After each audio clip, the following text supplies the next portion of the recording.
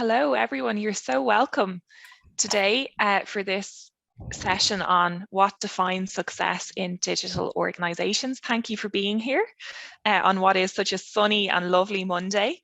So we really appreciate you joining us in such high numbers. It's great to have you with us. Just while the bulk of participants are joining, I might just briefly run through some housekeeping. So just to make you aware, the session is being recorded today, which means you'll be able to watch this back on demand on IOB Learn in the coming days. If you are here for CPD, so if you hold the Chartered Banker or Professional Banker designation, please note that in order to get your CPD hour, you do need to be online for the duration of the event. Don't worry at all if your connection drops at any point. Please do just rejoin us when you can, because Zoom does record the time of your re-entry onto the call. If you're eligible for CPD, you don't need to submit a code. We will look after that internally, and we should have your log updated within about 15 working days. Throughout the session, please ask as many questions as you want of Garvin. We're going to reserve some time at the end of the hour to get to your questions.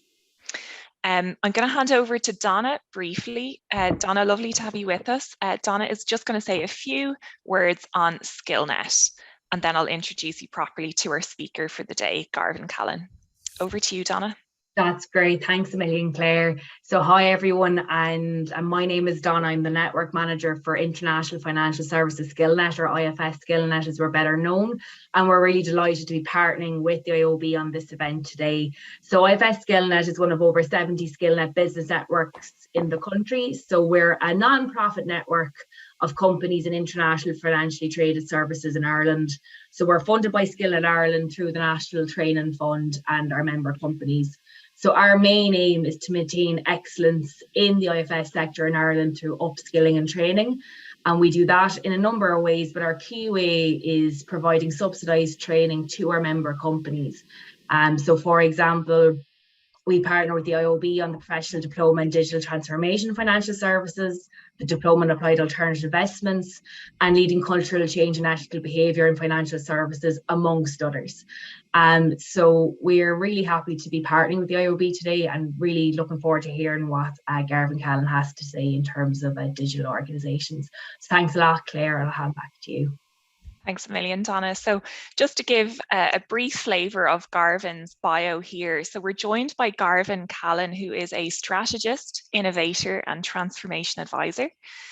Through his advisory practice 101, Garvin works with business leaders to develop and to execute ambitious transformations, with a particular focus on commercial, customer and cultural strategies. So Garvin combines 18 years of experience across strategy and execution, transformation leadership, and deep domain experience in customer, digital, and innovation, with a proven track record of 10 years in customer sales and service management. Garvin is a learning advocate, and he's spent over 10 years as a council member of the IOB, and he's also completed numerous educational opportunities, including executive programs at the IMI, the IMD, Harvard Business School, Oxford Business School, MIT, and Singularity University. So definitely best placed, Garvin, to lead us through this discussion today on digital organisations and what defines success. Really looking forward to the presentation, and I will see you at the top of the hour for some questions from our members. Thanks, Garvin. That's great. Claire, thank you so much for the handover. And Donna, great to see you this morning as well. Great to see everybody.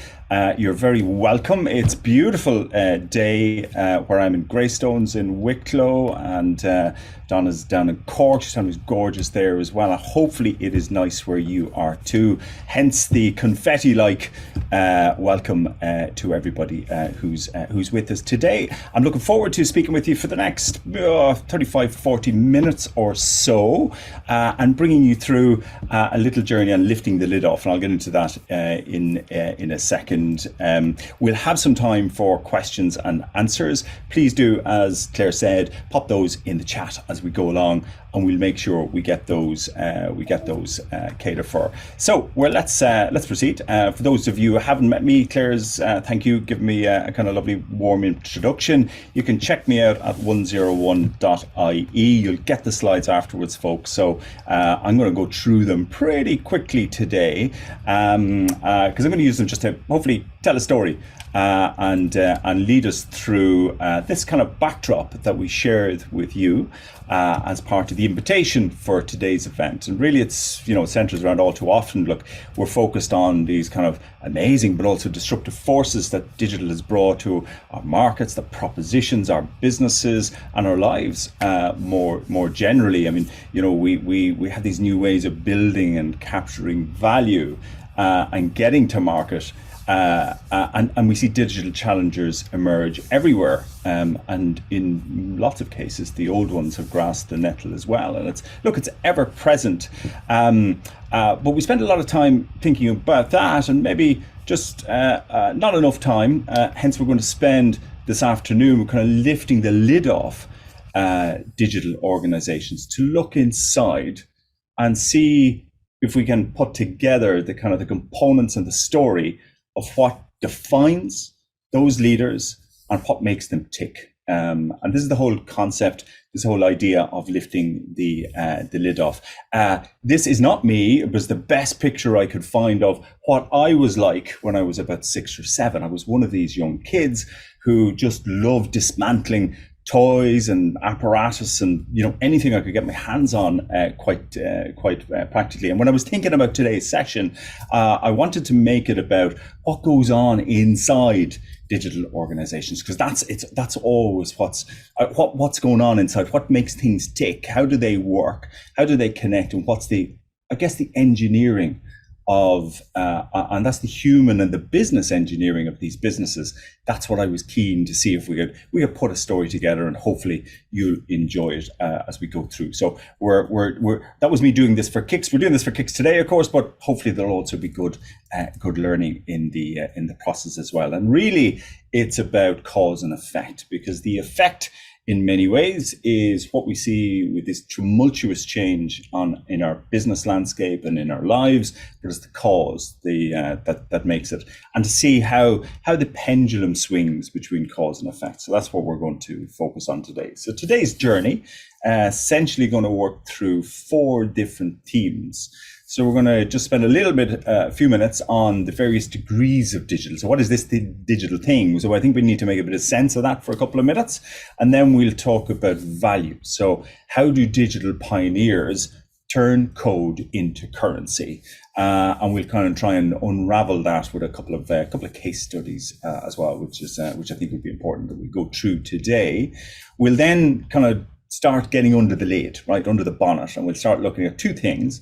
We're going to look at what are the muscles of a digital business, what kind of capabilities have they got, and the second thing is, how do they think and act?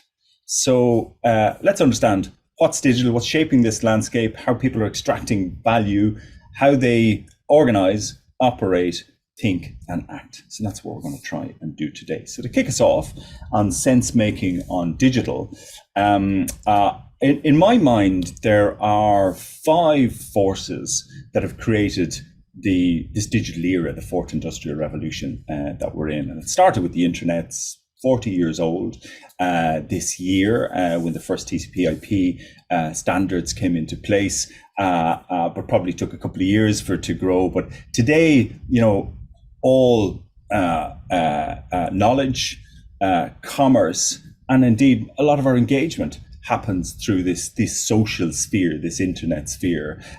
So it's pretty dominant in our lives. As I say, it's been about 40 years old, and the adoption is pretty much overwhelming. But of course, that adoption of the internet got the kind of the mega boost from 2007 onwards, when the iPhone, which is the icon of the mobile age. Of course, iPhones have been around much longer than that. Sorry, smartphones have been around much longer than that. The first smartphone was created in 1992 by IBM. It was one of those dumb, jolly, big bricks of a phone, but it had a touchscreen on it. So technically, it was the first smartphone in terms of being having touch interface. But of course, the internet probably in the late 90s, when it joined the touch interface, gave way for the iPod and then the smartphone as we know it today. And what that did was it took the internet off desks and out of offices, and it put it in our purses and in our pockets. It made it available everywhere.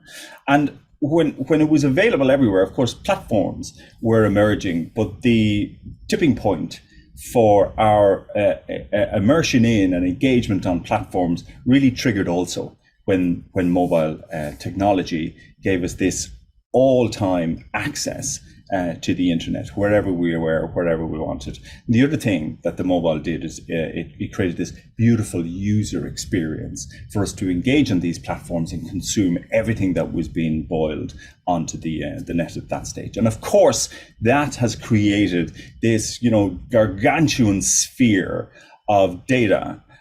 But at the same time, analytics, which has been around for hundreds of years, right since Babbage's, intelligence machines in the late 1800s, when cogs and wheels, and then Turing, as we'll all remember from the Enigma films, cracking the German code. These cogs, these mechanical machines, were trying to figure out numeracy. But of course, when everything became codified and the data became available, we also were able to codify the counting machines that have created analytics as we have them today. So it's really been with the emergence of the internet on mobile and with platforms and the data and the analytics that have been created that has given us the digital era. The final kind of pillar, or forefather, as I sometimes call them, was cloud technology. So this is the available and access to applications and connectivity, which allows us to build businesses, share knowledge, and have these discussions that we have on the internet, on mobile devices, to create these swathes of new businesses on platforms, which creates the data and allows the analytics as well. And they're the kind of the forefathers, and I think we're all pretty aware of those. It's the pace at which those technologies have emerged, and it's the pace at which they have grown in terms of their prowess. And just, this is what we link back to Moore's law and exponential growth. Many of us will know this, but it's no harm to remind ourselves. And exponential growth is around when the power of something doubles in every cycle. So just to put it into a little bit of context, if we took 30 meters, and that's the world, if we took 30 linear steps, we would go 30 meters in front of ourselves on the basis of a meter a step. If we took 30 exponential steps, which means that every next step doubled the length of the previous, so 1 to 2, 2 to 4, 4 to 8, 8 to 16, etc., etc. If we did that 30 times, we would have taken 1 billion steps. So the power of exponential growth means that these technologies are growing not in a linear way, but in an exponential fashion, which is quite hard for us to fathom sometimes, and which is why we also feel and experience that what's going on in this digital era is just untold. It's feverish, it's relentless in terms of the change that's happening. And we sometimes forget to just stop and pause and say these technologies, their power, and then the reduction of cost in producing them has been growing exponentially. So a billion meters would bring you around the world 26 times. To put it in another context, that is Earth on the left, and you can see it a little bit better now, and that is the moon on the right. The distance between the Earth and the moon is 384 million meters. So on the basis that 30 exponential steps, and if you think about what I said earlier on, the first smartphone was around since 1992, so it's about 30 years old, just a little bit over that, the internet just a little bit over that. So in that period of time, its prowess, its adoption, and its ability to calculate and create has grown exponentially to a factor of about 1 billion, okay? So in the moon terms, you could get to the moon, back to Earth, and maybe some of the way back again to the moon. And that's important context for us to share and learn. To put it in another way, the Grafton Street, who we all probably know, is about 0.5 kilometre long. So that exponential growth is the same as 2 million trips up and down Grafton Street over that period of time. So that context, I think, is pretty important. important. But it's not that each of those technologies has grown on their own exponentially. What has also happened is they've counter-forced or they've counter-created the digital age around us, which is create this VUCA experience that we have. And I sometimes liken that to what I call the Waltzer effect. So I'm not sure if any of you or all of you have been on the Waltzer. You find it at fairground rides, and it has got 4 essential forces that combine to create G's. So when you experience the Waltzer, if you haven't, try it, but don't have a late night the night before. Perhaps as a bit of guidance, because as simple as it is and as mechanical as it is, when the forces are combined, and there are 4 forces that I've explained, they create what's akin to G forces in terms of your body and your mind's experience of it. And it can be quite scary for those. So the first thing it does is the Waltzer effect is like a ferry go round. It's like there's the first force is actually it circumnavigates around and you sit in the car. The second force that happens is that the cars bob and weave so that there's a second dimension of motion and turns into emotion as you go along.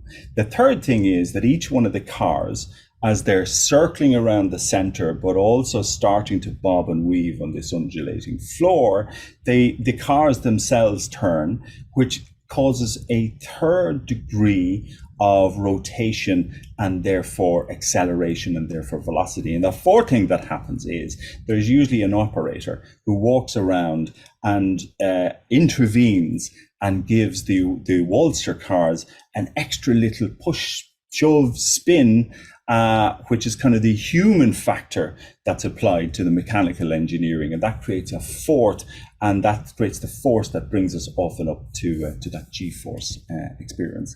So technologies have been growing in terms of prowess and reducing in terms of cost at this exponential rate in a very short period of time, 30, 40 years, which is creating this billionth factor. And it's the cross culmination of those technologies being used together that has created the digital era. Now, when we think of the digital era, I'd like to frame with you that there is ultimately 4 different phases for how organizations are using digital to create value in their business.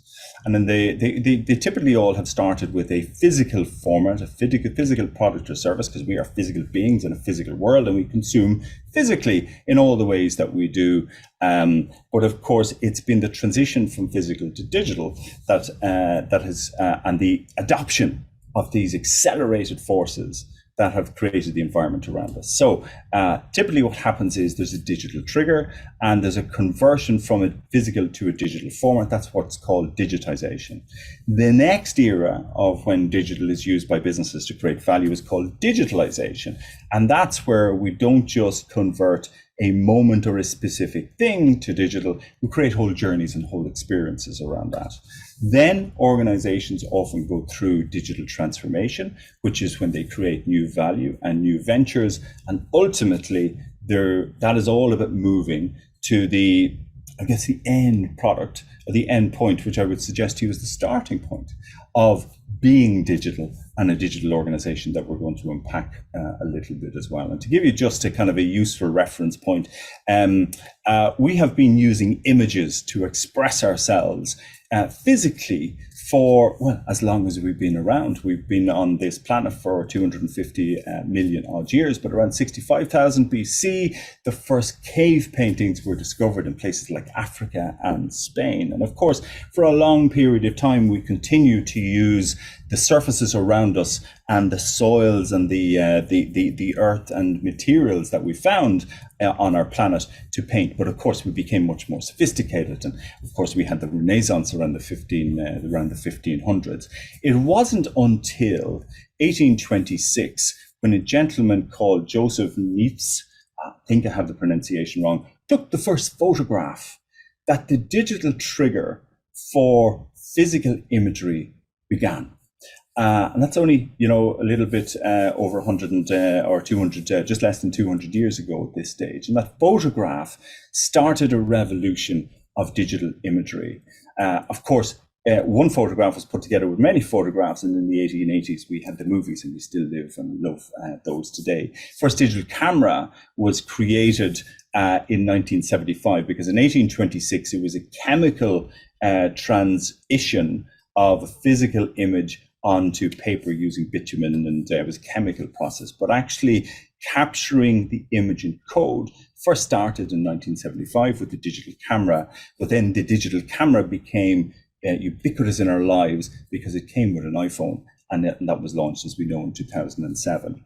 And what has happened is the digital image is now used to create so many wondrous services, experiences, and business models that we've seen today. So the creator economy and the world as we consume it on the internet, on platforms and on social, is now worth 50 million. Digital art and NFTs, so we're digitalizing almost everything around us. Autonomous driving, which is really just the utilization of image with code and with analytics to create smart living. Space and surveillance, the Hubble telescope is now seeing quantums of light years away, so we can start understanding the universe and the galaxy that we're in. And of course, the virtual economy is right upon us with Web3 and virtual reality. So for thousands and tens of thousands of years, we lived with the physical format. And only 200 years ago, we have emerged from physical to digital, the digitization of the picture, the digitalization of the picture into movies. And then, of course, we've got all these digital businesses which are created by the very technology that was produced only about 50 years ago. So that just gives us a little bit of context and a kind of a starting point for understanding these how the phases of digital businesses have emerged. And they've all been by smart people, digital pioneers who've leveraged these technologies to create value. So Disney's been around for 100 years. They sell magics, they still do. I'm a fan, maybe you're a fan as well. I think they create amazing experiences. If you've been to a theme park of Disney's in the last little while, they reckon that about 80% or 70-80%, and particularly in Disney, but also in Universal, of the theme parks are now created. The magic is created by digital experiences. Of course, they're very physical environments, and they blend the human kind of need and draw to magic perfectly with the engineering of code and machines to create amazing experiences, but also an amazing business. Audi, another organization, you go into Audi High Street stores now, there are no cars in the stores, you actually purchase and test and create the Audi of your dreams by very experienced concierges who create a digital replica. And then at the weekend, you take that out for a test drive. Amazing value, 60% uplift in terms of sales when they do this. Airbnb, Starbucks, we all know, have digitalized the travel experience and have digitalized the coffee experience. And they've done that by using the internet, mobile platforms, analytics and cloud technology. But really importantly, there's a double click on the T at the end, because they've thought differently. It's not about the code, it's about the coder. And those organizations have done very much like what I think Satya Nadella talks about, and his philosophy about the importance and the role of technology is about human capital and human potential, and that technology empowers humans to do great things. And for me, that's a kind of a departure point. That's an essence point of lifting the lid off to see how organizations think, lead, and ultimately act and create value, because they're optimistic about what technology can do in the hands of humans, not about the technology itself. Because these organizations start their days, their lives, their work about understanding what's the job that the customer, the client, the business that they're dealing with is trying to do. Then they apply these new technologies that are growing exponentially, that they're harnessing to go on this exponential growth curve to delight the customer. And by doing that, they're enabling themselves or facilitating themselves to turn code into actual currency. So they're these digital pioneers that think about technology and harnessing it to deploy insights, design code, but ultimately to unleash a bold ambition that creates the new panoramas of newfound value that we're seeing around us. So they're able to use it to grab the attention of the world. They're able to use it to turn that intention into checkout through digital journeys. But of course, they're able to extract the data and use analytics at scale and at pace to create newfound intelligence and create a flywheel of recreating attention, checkout, and intelligence. And ultimately, they're engineering their entire organization around using these technologies to create value. And these are digital pioneers, the same way as the pioneers in the third industrial revolution when they harnessed computer science, same as the pioneers in the second industrial revolution that harnessed electricity, and the very same ones that went before them in the first industrial revolution that harnessed steam. It's all about harnessing technology, and it's the role of pioneers.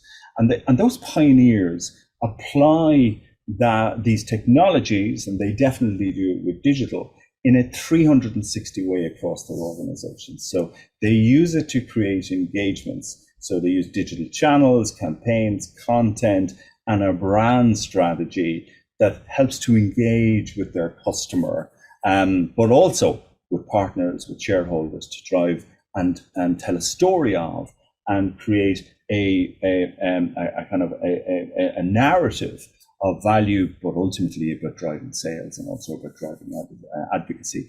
But they don't just stop. I mean, in many ways, we think about digital started at the engagement layer. It didn't. It travels right through the organization. It's harnessed right through the organization, but probably manifested at the engagement layer. But of course, once we got people engaging with us digitally, we started to build propositions, which are really just, amalgamations of products and services to create a value exchange with the customer.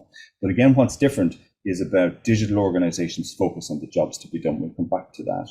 And then they build the processes which are the heart and soul of their organizations on digital technologies, using analytics, using automation to fulfill and to create value in organizational engineering. So, think about it in financial services. Many of our financial services, traditional organizations, if I could say that, have got cost income ratios in the 50s, 60s, even high 60%. The new challengers have got cost income ratios of 30 to 35 to 40%. They're starting again. It's much more easier, but they are creating much more efficient organizations, and that's around digital processes. And many of us know who work in and who have worked in organizations that processes, when they're manual and physical, they can be very difficult, they can be slow, they can be costly, they can be risky, all those things. So that's the reason why the band of processes in the middle is the greatest proportionately on this illustration, because really that's where the value is created in terms of the financial engineering of the organization. Of course, to work with digital and processes proposition and out to the engagement layer, you've got to have the two underpins of a digital workplace, which is the hardware, the software, which links to the technology, but also the education and the humanware in order to create and harness the value. And of course, that necessitates technology and enablers around the operating model. We won't get to unpack all of that today, but very important that we kind of recognize that digital pioneers are thinking about the application of the impact forces in all the spheres of their organization. But let's travel forward and let's double click into the how they're using them, because that's the piece that we said we'd journey to today. And this is about when we do lift the lid off, these organizations, and how do they combine technology with value, or digital with value. Well, the first thing that they most certainly do, and for those of you who have joined me on the digital transformation program, Donna mentioned it a little bit earlier on, Skills and Partner on it, will be familiar with this kind of pyramid, this capability pyramid for digital organizations. And what we essentially have here is this idea that, organizations digital pioneers define a strategy for growth and creating and unlocking value. And they build capabilities around the 10 factors in the pyramid in order to enable digital operations. And what they do, and the bedrock of where they start from, is they focus on the customer and the jobs to be done. They create beautiful user experiences, but they also marry that very carefully with trust and security. And on top of that, they make sure that their organizations are built on a sustainable, efficient footing by entirely using digital processes and digital capability in order to run an efficient but also an impactful experience for the customer. Of course, they create beautiful engagement and experiences for the customer, which really sits right in the heart of the 7 building blocks that sit within the pyramid, and they're the kind of the core capabilities. But by doing that, by starting with the customer and using digital entirely for their processes for efficiency and also for their engagement, they create data which allows them to apply analytics.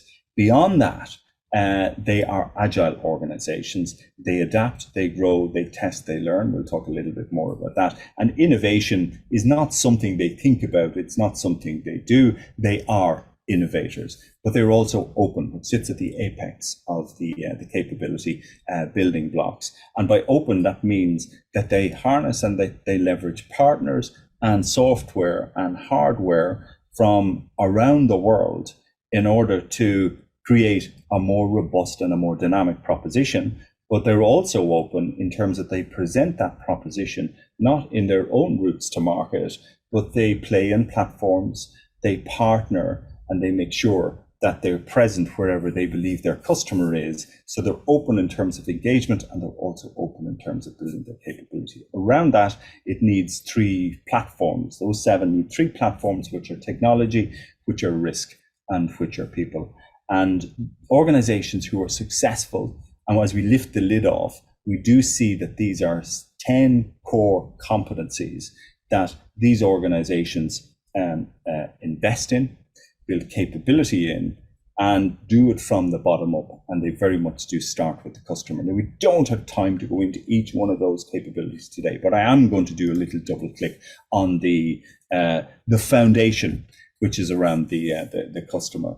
And in my travels, in my experiences, in working with many organizations in financial services and beyond, this is my 9-point kind of success framework, or these are my 9 dynamics through which I see organizations that are being successful as digital organizations.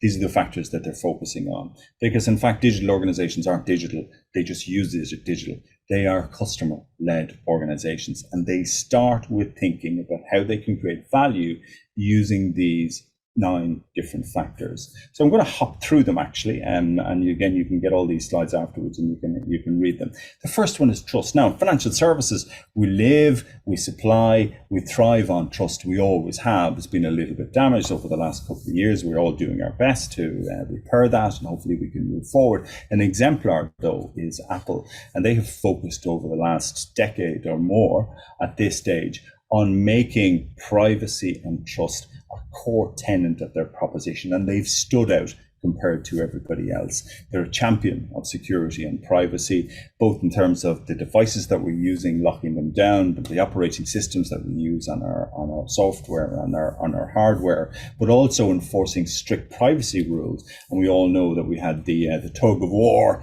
between Apple and Meta, particularly around cookie and tracking. In the last couple of years, and they've stood their ground, and I think that is proving well for them vis-a-vis iOS and Samsung and so on. Theirs and Google, they're certainly winning the trust battle. So, it anchors on trust is in the very middle, and that's very important for us in financial services, of course, to think about. But beyond that, the next thing that the pioneers who harness digital to create great experience when the job's to be done, they know me, they understand me, they're personalized. Grammarly, great example of, if you've used Grammarly for writing, I've been using it a little bit, and as you write, Grammarly builds your profile and actually proactively starts to give you hints and tips and show you the progress that you're making as a writer. These organizations be where I expect them to be.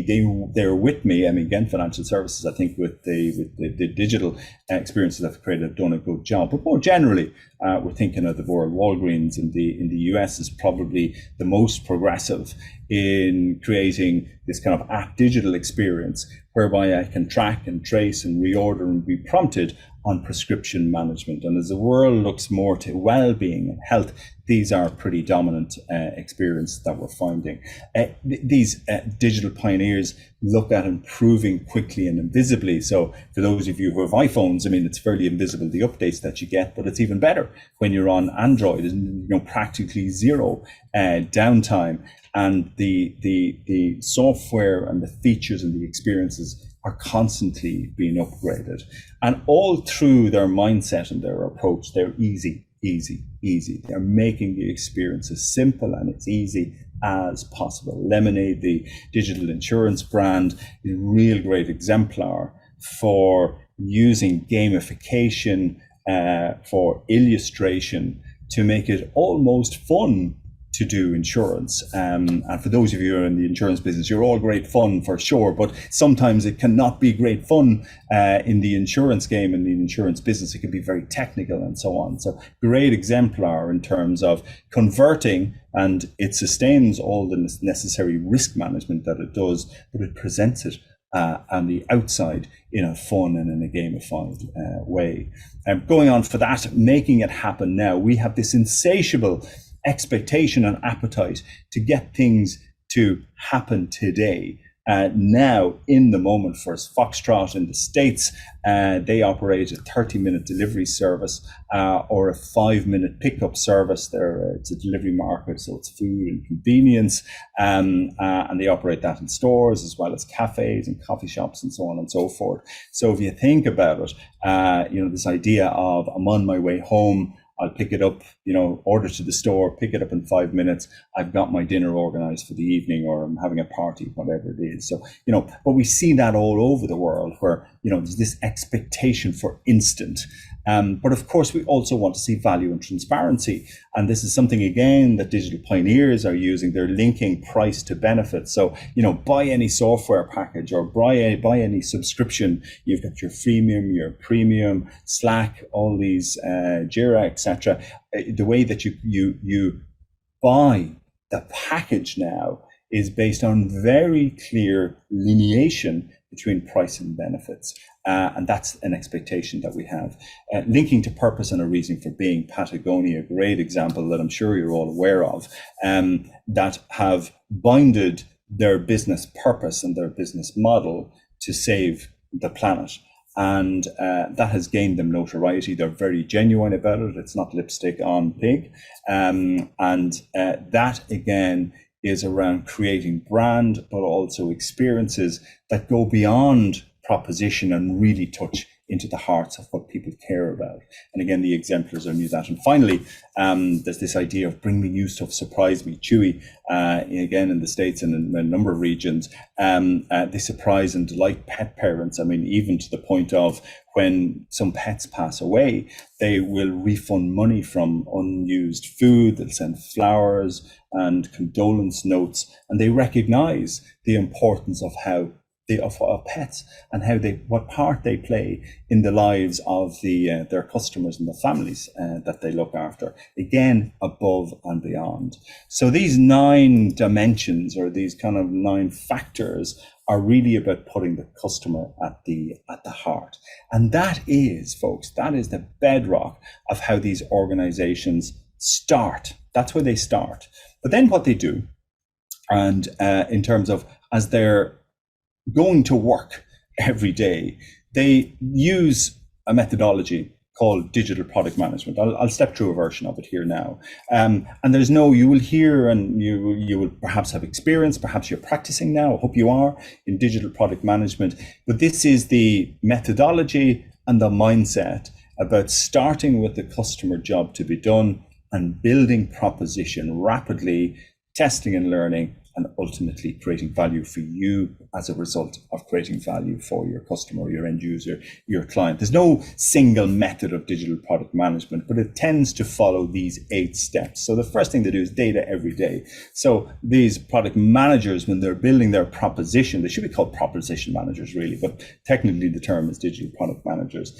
They basically look at what's going on in the world around them. Every day, in every design decision, in every discussion, they use data to extract insights and say, what's the job what's the job the customer's trying to do, and what's the job that we need to do for them. So they have a perpetual data-informed cycle, and they use that data to frame problems or opportunities that they wish to solve. And that's the idea of jobs to be done. It's solving for what the customer is trying to do, and they extract the humdinger from the data that we've talked about in step 1. But they're in this perpetual cycle of data insight, asking questions, extracting the rationale, identifying the benefit, moving to action.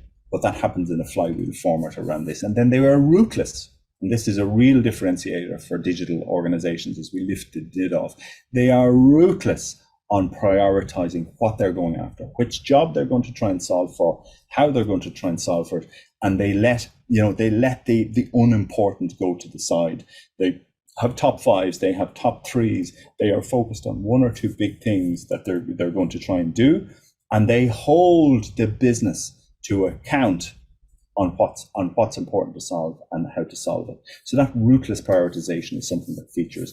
They visualize all the time, because turning words and PowerPoint into experiences and imagination is a critical skill and capability. So they're constantly building prototypes and storyboards to test, to educate, and ultimately to help them to prioritize as well. They're code centric. So, they don't build record. They don't, in a digital organization, you don't hear people running around looking for requirements. That's captured in the visualization. They go straight to code, because code is documentation. Code is requirements. That's what a prototype is. That's what a storyboard starts to look like. And again, technologies like Figma are nearly automating the transfer of prototypes into actual code. So they go to build product from the ideas that they have. They deploy, they clean, they test, they refine. And again, they're in this perpetual flywheel of building and testing and moving on. But they don't do it as individuals, they do it as a crowd. They collaborate.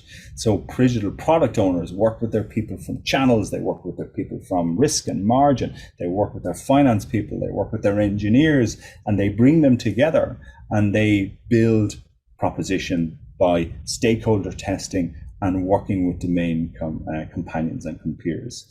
But they're very conscious then when they build and deploy of the change management cycle, both for customers but also for colleagues around them. So they're inclusive and collaborative in helping everybody through continuous development and improvement, with empathy for making sure change is an easy passage. And that's critically important for them as well. And they finally have a growth mindset.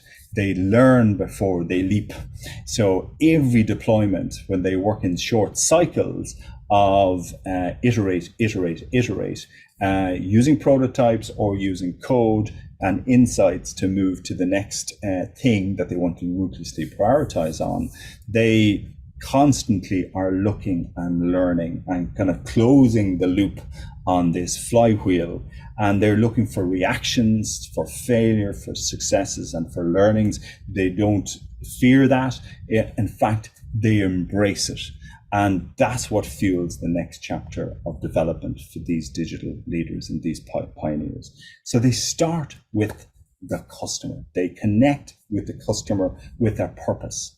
So they connect customers with their purpose. They connect their purpose as an organization with the customer's purpose. And very often they connect with the purpose of the world and the globe around them. They have big ambitions. So they prioritize the needs and values of customers to deliver beyond basic expectations. They live in a world of what's called E+1. So every experience that they create has got to be one better than what's gone before and everybody else around them. So they have an insatiable focus on experiences, with product being the solution that comes at the end and not the start. They are perpetually inquisitive. They're nimble. They're curious. They're insatiably looking for new pools of value, and they focus on getting there first. So they have that ambition, but they build nimbleness and adaptability into their organizations. But in terms of their thinking, their discussions, their meetings, they're constantly asking the question about what's next, how can we be better? And to do that, they forge data. They use the data. I've talked lots about that, but they don't use the data to measure success. They use the data to define success. It's a really important subtlety when you go and work and live in these digital organizations. And by that, we mean they're not focused. The data that they gather and the data that they use to prioritize and so on isn't focused on, making the next buck or, hitting the quarterly targets. The data that they're focused on is about success. So how do we make the customer more successful? And then how do we build that in a way that we can be more successful? So their own success comes as second place to the customer success. So they define their energies and the focus of their energies, and they define their priorities around success criteria, not around the traditional results of financial and so on and so forth. And also risk. Risk is not a means, not a boundary. And again, we could delve into that for hours, but these organizations think about risk appetite, risk tolerance, not risk containment. They manage risk strategically. They don't manage risk in a tactical way and in a boundaried way. And the final thing I would say, in terms of the values of these organizations, they're constructively dissatisfied. So that means they never acquiesce. They always believe that it can and it should be better. They're always focused on E+1 and on better. So these are the kind of values that these organizations use in the patterns of work that I went through, with the capabilities that they built, which I went through in the pyramid, in order to create this newfound value by harnessing digital technology. So I hope that's been useful, folks, to give you a walkthrough. I'm going to wrap now, and we'll have some time for questions and answers. But a couple of closing points, as you're maybe, if you have any questions and answers, do please post them, and we'll get back to Claire now to get those. Kind of a couple of final points that I note and I see around these digital pioneers when we lift the lid off. They don't think about a separate digital strategy in their business. They just have a strategy, and digital enables that strategy. So Bud Cadell of Noble says this beautifully: there's no digital strategy anymore. There's just strategy in a digital world. These organizations are incredibly adaptable. This is Michelle Yao. She's, an amazing artist, but also a martial arts pioneer. And the very essence and philosophy of martial arts is very important. When a martial arts fighter is thinking about combat, they go in with this expectation, this necessity for adaptability. So, they have this philosophy of empty your mind, be formless, shapeless, be like water. So, if you put water in a cup, it becomes a cup. If you put water in a bottle, it becomes a bottle. If you put water in a teapot, it becomes a teapot, etc., etc., etc. It flows. And they think about how creating flow in their organizations so that they follow what they define as success, which is around delivering for the customer. And they create their organizations with adaptability, not rigidity. Because leading in this digital world is difficult. There's so many dynamics, so many kind of changes that are happening around us that, in order to have all the capabilities and the ways of thinking and acting then that I've talked about today, they allow for and they design for sophistication and complexity, but they point it through simplicity in really focusing on creating value on the customer. Final piece for me, I've written a book on some of this stuff. It'll be out later on in the year. It's called Digital Business Strategy: How to Design, Build and Future-Proof a Business in the Digital Age. So today I've tried to share with you some of what's in the book, and that's based on my experience of 20 plus years of working and building and owning digital businesses. And now today with 101 for the last 5 years, I've been helping organizations, boards, executives and leaders across all sectors, embrace and harness. And it's the ones that are being successful are the ones that are embracing and harnessing these digital technologies to create value. And if I leave you with nothing else, perhaps I'll just leave you with that point and bring you back to Claire. Thank you, Claire. Garvin, thank you so much. That was incredibly interesting and I think incredibly topical at the moment. Really, really interesting discussion. I might just kick us off with a couple of questions, Sure. Garvin. Can I ask what your thoughts are on LLMs and generative AI? I think AI is something that is just so prevalent at the moment and it's on the tip of everyone's tongue. So just interested to get your thoughts on that. Yeah, I mean, incredibly exciting. So look, it's on everybody's mind, isn't it? And it's incredibly exciting for sure. It's not new. As it's kind of said at the top, analytics has been around for hundreds of years. All that's happened in the last couple of years, they've started to wed, and it's the Walser effect actually that's happening around data analytics. So we've created all the data, and it was the first thing, and that had to take a long time, not centuries, decades, but in decades we've created this kind of a mass of data. So we live in a world where we've digitized everything, right? So we bring it back to that, right? And then, what's happened is, we've seen analytics, and then we've seen machine learning, and then we have quantum engineers who are, creating new spheres of ways to compute faster. And that's what it's been about. And all that analytics really is, it's an equation that helps you interrogate data to get an insight, right? But what's happened is we see this generative AI now, and generative AI is able to crash together and amalgamate a couple of different analytics tools and capabilities. So, and I always find it useful. I mean, with most things, I always think you have to have a reference point, right? So for me, my reference point is the internet. So the internet was search, right? So the internet was keystroke, words, bots. Google bots would search and serve back. That was all analytics, by the way. And it was if you think about it, right, it's the generation of insight from intent, right? So there's intent and there's insight. So it's a boomerang, right? What generative AI has been able to do is it's put these large language models on top of intent and insight, so that I can now, I've moved away from keystroke and from search words to conversation. Right. So that's been the first thing that's made it very different. So now I can have a conversation with the search engine, right? In many ways, that's what ChatGPT and LLMs are. The second thing, though, that it's done is it converts your semantic conversation, your request, from intent. So it's now able to figure out what we're looking for. So actually, the first step, it extracts our intent from our conversation. Then it goes and uses its bots, right? It just goes and searches where all the data points could be that might serve me back an insight. But the second thing it does, which is very different from search, right? It then turns the results, it doesn't give them straight back to me in a load of websites that I can go and visit and have to figure out myself what it really all means. It turns it back into a conversation.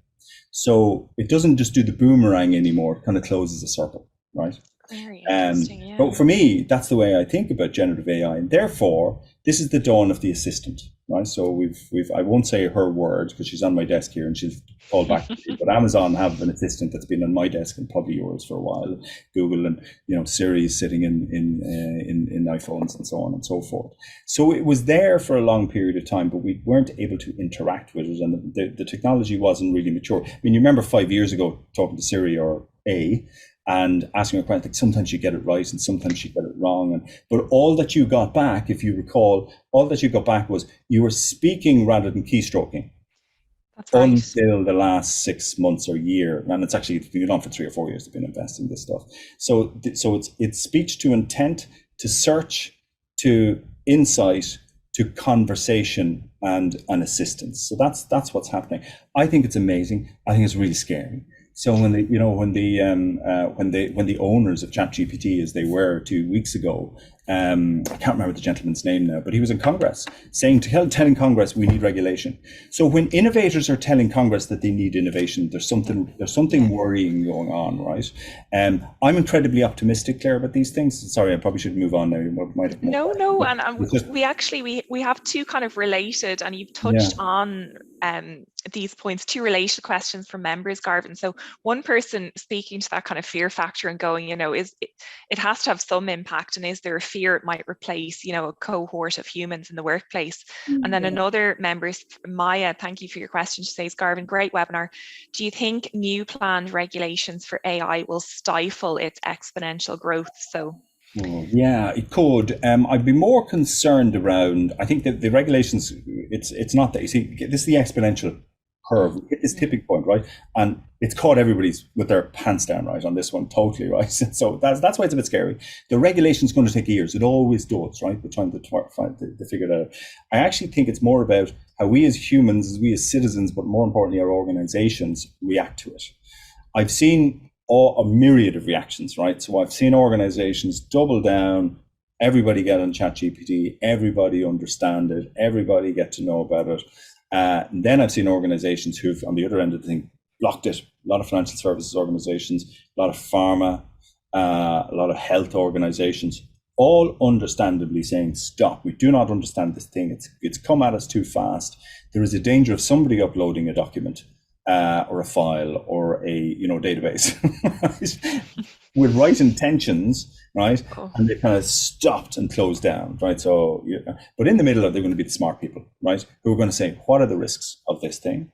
And how do we create experimentation after we understand the risk that allows us the sufficient amount of tolerance and operating model thinking that says we need to experiment with this thing because it could be amazing, right? It could be absolutely amazing. Where I think it will go is, I mean, if you're worried about jobs and things like that, I'm not worried about any of that. I mean, do you know what I mean? We've, since the dawn, since in the 250 million years since we've been around, we've used technology to make ourselves, more prosperous, healthier, killed each other a lot, but we were always doing that, and so on and so on. So technology, we've used it in whatever way we want to use it. I believe in human endeavor, and I believe in goodness, right? And I think we have to focus on how do we build safe and good ways for using this. A bit like behavioral economics. I'm not sure if anyone's if you study behavioral economics. Taylor, it's a 30-40-year-old science now, and it's all been about, very close to generative AI actually. It's all behavioral economics was all about the soft side of economics. So how the psychology of making decisions that have an impact on the economics around us, right? Because economics is not black and white, because economics is shaped by sentiment and fear and love and all these kind of things that go on. But in economics and behavioral economics, they've started to have a real conversation around nudge for good. So most of us get nudges in our day-to-day lives, right? So there's the nudge for good movement emerged about 15 years ago. And again, it was digital organizations who were using behavioral economics. They had the data and they were figuring out what was going on in people's minds. And they started to nudge people with their digital user experience towards taking certain actions, and they extracted data in bad ways, and Cambridge Analytica and so on and so forth. Bad, right? But so much of it happens for good. In the health environment, I mean, COVID was a brilliant time when behavioral economics got us all down to vaccination centers. They got us vaccinated in an orderly way. The behavioral economists, were behind engineering all the messaging and all the design of all the journeys that helped us get vaccinated as quickly as we possibly could, and it got us back. So that's nudge for good. Nudge for bad is Cambridge Analytica and what's happened in what happens in electoral issues, right? So, God, how did I get on to that? Right? But the good and the bad. It is fascinating, isn't it, Garvin? Because sometimes we have a tendency to focus on kind of the worst case scenario or the bad side of things. So it's here as well. Yeah, you got to have the balance, and you got to say, how can we make this good? How do we not make this bad? And how do we organize ourselves and put the right controls around it? The regulation is going to come too late, so we've got to do that ourselves. Sorry, that's so true. Yeah. Not a bit. I'm just conscious we're coming right up against the hour. I just keen to hear from you, Garvin. in the last couple of minutes, like where could we go to learn more if we're interested in all of this? Can you give us a steer on? Yeah, well, there'll be nice books coming out and this stuff later on in the year, as I've already said. But that aside, and pity effort for self promotion aside, I read voraciously because, and I have to, and I want to, and I'm like the boy looking into the box, right? That's just me every day. I'm trying to figure out what's going on inside, and that's what strategy is, right? And that's kind of what I practice and what I do. So you've got to observe, interrogate, practice and play with everything that's going on around us. And that just takes time. If you are not creating time in your day to read, experiment, talk to other people, attend sessions, maybe like this or others, education. I mean, I do one formal education every year and it's not enough because just keeping up is really, really hard. So what I would say is be curious and participate. And I worry actually that COVID and we're at this tug of war right now between will we go back to the office, will we stay at home? And organizations are at this tug of war, and we're all at it, right? And it's kind of leaders want us back, and we all want to stay at home, and that thing's going on. Get the balance right again, because you can't learn when you're sitting at home looking at a desk. You just don't learn, right? You will only learn by participating in the world.